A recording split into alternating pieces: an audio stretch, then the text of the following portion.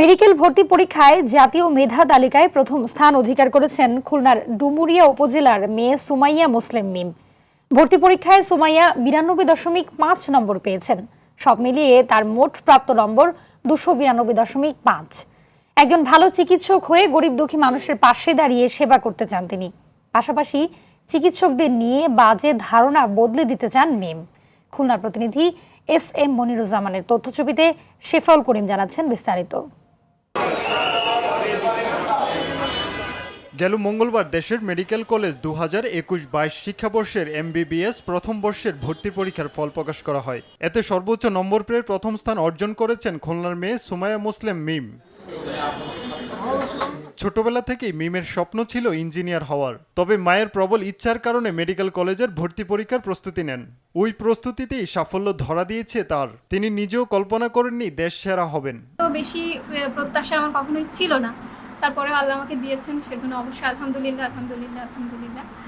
এখানে সবার প্রথমে আমি আমার আব্বু আম্মুর কথা বলবো, তাদের অক্লান্ত পরিশ্রম, ভবিষ্যৎ পরিকল্পনা, বর্তমানে একজন ভালো ডাক্তার হওয়া, সবার প্রথম ভালো মানুষ হওয়া, যার কারণে মানুষের যাতে সেবা করতে পারি। যেহেতু একটা সেবামূলক পেশায় যাচ্ছি, তো সেই সেবার আমাদের দেশে তো একটা ভ্রান্ত যে ধারণাটা আছে ডাক্তাররা কষায়, সেই ব্যাপারটা থেকে যদি একটু বের করে আনা যায় সেটাই চেষ্টা করবো আর কি। খুলনা মহানগরীর টিবি বাউন্ডারি রোডের বাসিন্দা মোহাম্মদ মুসলিম উদ্দিন সর্দার ও খাদিজা খাতুনের ছোট মেয়ে মিম।